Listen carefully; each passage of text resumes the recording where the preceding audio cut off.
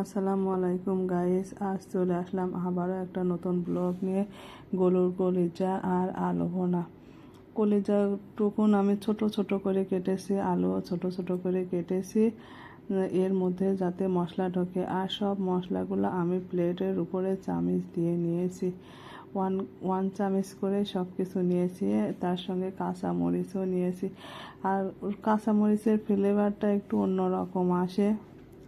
সব কিছু দিয়ে দেওয়া হচ্ছে। কড়াইয়ের উপরে তেল দিয়ে দিয়েছি, তার সঙ্গে পেঁয়াজ কুচি দিয়ে দিচ্ছি। আর পেঁয়াজ কুচিটা একটু লালচে কালার করে ভেজে নেবেন। পেঁয়াজ কুচি দেওয়ার পরে আমি মরিচ দিয়ে দিচ্ছি, কাঁচামরিচ। শুকনো ঝাল হালকা দেব, আমার বেবি খাবে এই জন্য একটু আমি বেশি করে কাঁচামরিচ দিয়েছি। ঝাল যাতে একটু কম হয়, বাবু খেতে পারে এই জন্য হালকা একটু কালারের জন্য আমি ঝালের গুঁড়াটা দিয়েছি। হলুদ দিলাম, ধনিয়া গুঁড়া। আমি সব মশলাগুলো অল্প অল্প করে দিয়েছি। জিরে বাটা, আদা বাটা, রসুন বাটা আর এলাচ, ডাল, তেজপাত সবগুলো একসঙ্গে দিয়ে আমি এটাকে ভালো করে নেড়ে চেড়ে একটু কষিয়ে নেব। আর একটু কষানোটা হবে, উপরে তেল তেল উঠে আসলে এটা ভালো হয় কষানোটা। আর এই কষানোর সঙ্গে যখন তেল উঠে আসবে তখন আপনি একটু পানি অ্যাড করতে পারবেন। আর আমার এটা এখনও তেল উঠছে, ওঠার পরে আমি পানি অ্যাড করব। আর একটু নেড়ে চেড়ে আমি দেখছি যে নিচে লেগে না যায়। আর মশলাটা যত কষাবেন তত এর একটু টেস্ট আসবে।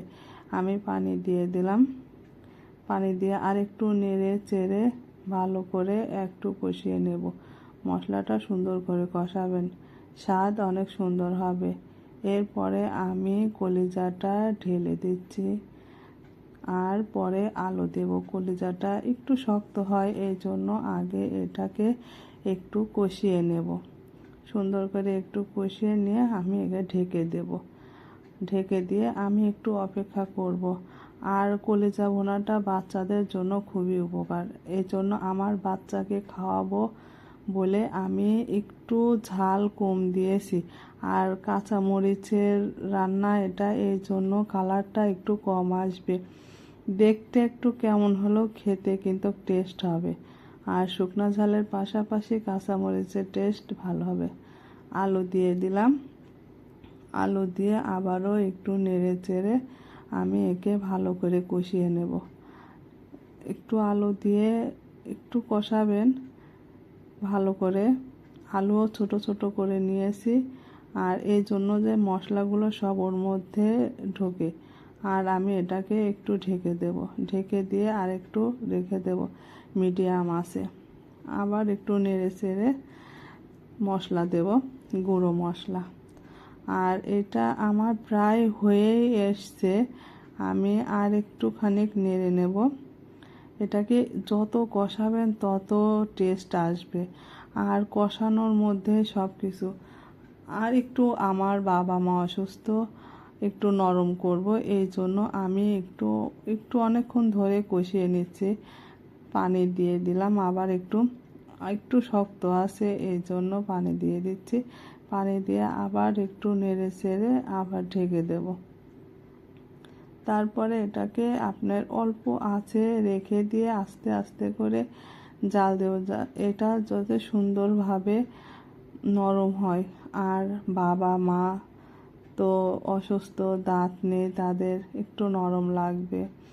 আমার এটা হয়েই আসছে কলিজা ভুনাটা, দেখেন উপরে তেল উঠে আসছে। আর আমি কাঁচামরিচ দিয়েছি বলে কালারটা অত বোঝা যাচ্ছে না। আর আমি এবার এটাকে একটু গুঁড়ো মশলা ছিটিয়ে দেব উপরে। আর এই যে টালা জিরা, গরম মশলা দিয়ে একটু ছিটে দিলে এটার টেস্ট আর একটু আসবে। এটাকে আমি নেড়ে চেড়ে আবার একদম ডিমে আঁচে দিয়ে রেখে দেব। এটা ডিম দেওয়া হয়ে গেলে এই যে আমার রান্না কমপ্লিট। আমি নতুন, আমার রান্নাটা কেমন হয়েছে জানাবেন। ভুল হলে ক্ষমার দৃষ্টিতে দেখবেন, আর ভালোবেসে পাশে থাকবেন। আর লাইক, কমেন্ট, সাবস্ক্রাইব করবেন প্লিজ। আর আমাকে পাশে রেখে ভালোবাসাটা দিয়ে যাবেন। আমি সবার প্রতি কৃতজ্ঞতা ও ধন্যবাদ জানাই। আসসালাম।